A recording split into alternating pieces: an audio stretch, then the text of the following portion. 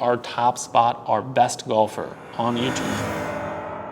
Who are the 10 best golfers on YouTube? Let's go through the power rankings. I'm Dougie from the Golf Clan. I hope you enjoy this video. Coming in at number 10, the one, the only Peter Finch. Peter played the championship tees over 7,000 yards at Donald Links a few weeks ago and said if he could shoot par, he will enter open qualifying. He went on to shoot 4 over par 76. I'll also add that just a few hours ago today, Pete played against Eric Anders Lang on the Random Golf Club channel at Royal Liverpool. They did a 9-hole match, and when asked what his handicap was, Pete said scratch pro. That's why he comes in at number 10. He recently did a series on his channel where he'll be attempting to maintain scratch throughout the year. In his last video, he played a tour venue course from the championship tees in Turkey. He shot 75. He was not pleased. In the first episode of this series on his channel, he played at Quinta do Lago in Portugal and fired a 4 over par 76. Again, he was not happy. So if he's shooting 75, 76 from championship tees at these courses that are European Tour venue courses, he's around a scratch handicap, and I predict that Peter will break through and shoot under par in one of these series soon. At number 9, we have Micah Morris. Micah has the potential to go low. Out of anybody on this list, Micah has the potential to go super low, especially when we look in the back half of this list from 6 to 10. I mean, Micah can really take it low with his distance. If he can get his putting and if he can get his mental toughness throughout a round, this guy is very, very good. And that's why he's recently started a series on his channel, especially since leaving Good, where he's chronicling his quest to go pro. In the YouTube Golf Championship, Micah shot 2 over par in the first one, which was 3 behind the winner. And in the most recent one at Purcell Farms, he finished at 1 under par. Sorry about the background noise. We got a lot of sirens in New Jersey. In the YouTube Championship 2, he finished at 1 under par, which was 4 strokes behind the winner. Here's a guy who, you want to talk about a guy who has been consistent, but is just really looking to break through the next level. That is Micah Morris. Most recently on Micah's channel, he posted his results from the Mickelson Invitational. First round, he shot 8 over par 80, and then he came back in the second round and fired a 73, and then in the final round, he shot a 76. So here's a guy who is pushing himself to play in professional events and is really looking for it all to come through and has so much potential. So Micah Morris coming in at number 9. Number 8, okay. In full transparency, I've changed my list. My initial number 8 is not on this list anymore, and I have a new number 8. Coming in at number 8, we have Mason Nutt. Originally, I had Cole Lance here, and upon doing more research and looking at more videos, I've decided to put Mason ahead of Cole. Sure, Cole won the golf YouTube Championship hosted by Bob the Sports, and he also played well at Purcell Farms, very well, coming in just behind Wesley Bryan. However, when I really took a deep dive, Mason Nutt is playing better golf right now. Maybe he didn't show up in the YouTube Golf Championships. Well, in the first one, he didn't play bad at all, just a couple strokes off the winner, right? He was right there. I think he shot 1 over par. But in the one at Purcell Farms, it was a disaster. Nothing short of a total disaster. Got in at 3 a.m. and was just mentally out of it, physically out of it, was yakking during his round, and it was really kind of him and Mac just talking about who's gonna finish last. I don't think he belongs there. I think that was zombie mode Mason Nutt, and you deserve, and we deserve, to see Mason really show up for a YouTube Golf Championship and win one or contend in one. When you look at the Busta Jack channel, there's a reason that I put in Mason above Cole. The Chambers Bay video, Busta shot a 4 under par 68. Whew.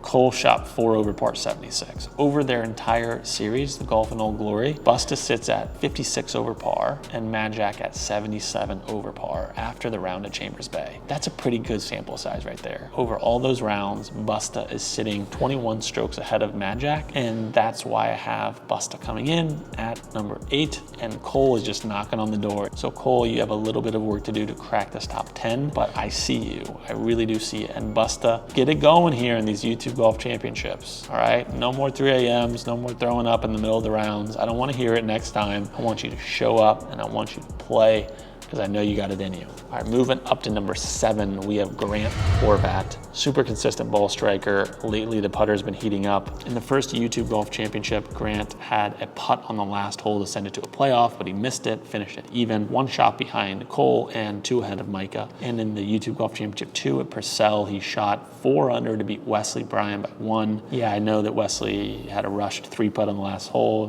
whatever. Overall, look, I mean, he shot 4 under par there in that round, coming in 2nd place overall. Grant Horvat has been playing very steady golf lately. He comes in at number 7. At number 6, we have Luke Quade.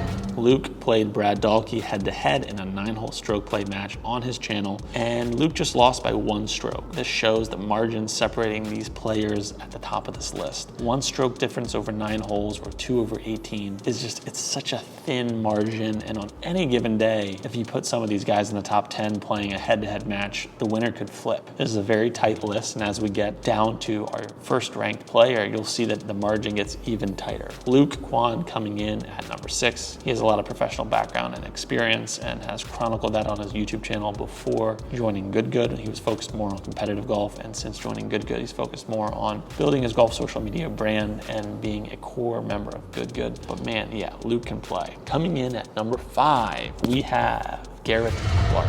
Very talented amateur golfer. He started golf at a relatively late age. I want to say 12 or 13. I could be wrong. He played at Kansas City Community College, but this was when he was building his Instagram page, and so he didn't really give college golf a full go. He ended up quitting college and focusing on his social media brand. I would say that turned out pretty well for Garrett. Recently, he played a match on Brad Dahlke's channel and lost in a playoff hole. Over the 18 holes, Garrett shot 67 and Brad shot 68. As Brad said at the end of the video, Garrett is playing really well. His game is trending. Someone might ask, should Garrett be ranked on this list ahead of Luke? Well, in their head-to-head match series, Garrett is currently winning 9-7, and that's good enough for me. Number 4, we have Zach Radford. Zach grew up playing baseball and only got into golf in high school. Zach took a year off after graduating from college to give golf a go and just try to get as good as he could be at golf. He went from a 12 handicap to a +6 handicap. That's ridiculous work from a Tennessee native. In the Good Good Championship qualifying round, I believe Zach fired an even round par of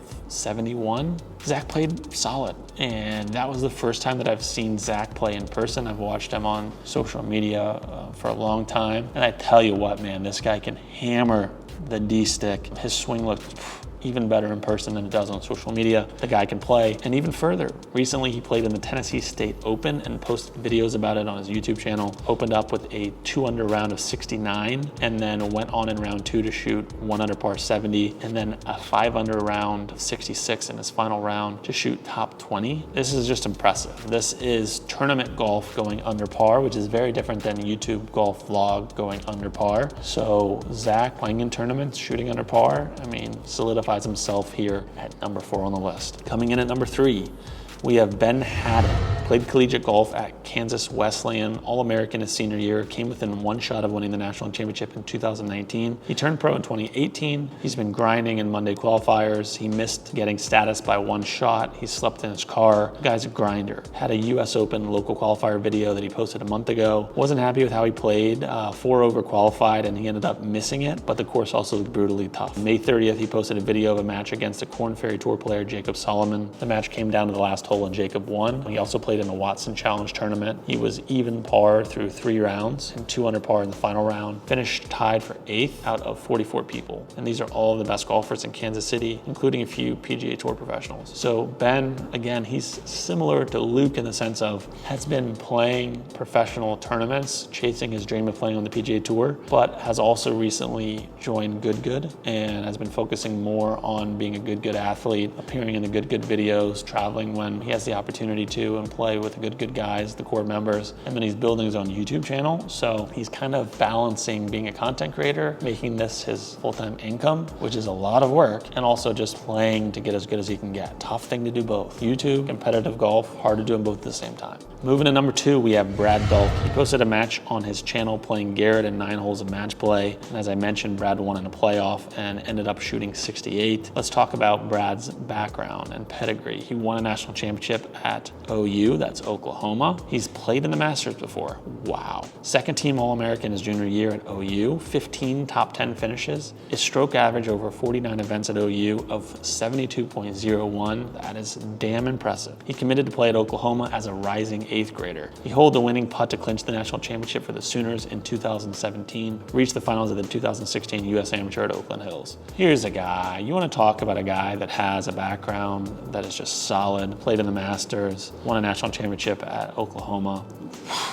Now he's playing with Good again, focusing a little bit more on building his YouTube channel, which has been growing very quickly. I think he just passed 14,000 subs. So tough to balance both, but here's a guy who's on YouTube and is just an absolute beast. He's a dog. All right, that's number 2, Brad Dahlke. And our top spot, our best golfer on YouTube, George Bryan.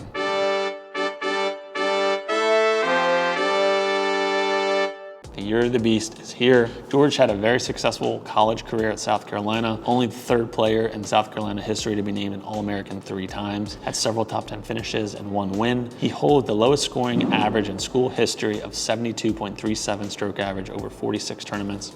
All right, so the year of the beast on YouTube. Why? Winner of the YouTube Golf Championship 2 at Purcell Farms. If you remember the first YouTube Golf Championship, Bryan Bros did not make it. They were supposed to be there, they didn't make it. Opened the door for someone else to win. Could have been Grant, was Cole. Second YouTube Golf Championship. Bryan Bros came and they were both neck and neck. Ended up 1st and 3rd with Grant sliding in there at 2nd place. I believe birdie in the last hole and Wesley bogeyed the last hole. So George fired a 5-under round of 67 at Purcell to beat the rest of the field, beating his brother Wesley. George has been on fire lately. If you've been watching any of the George and Grant new series, I think it's called The Chomp. George is just a beast. I mean, he's been carrying the team. Grant has said in multiple videos recently that he's calling for George to win on the PGA Tour. Wow. Speaking of winning professionally, George recently posted a video showing him winning on the Carolina Mountain Tour, a 1-day mini tour event, shooting 8 under par 64. In the field, among others, was a guy who had just played in the US Open. This was George's 5th win on the Carolina Mountain Tour. In that 64, he had 26 putts. It just looked easy. It just looked really, really easy, very impressive. And at the end of the video, it said that winning that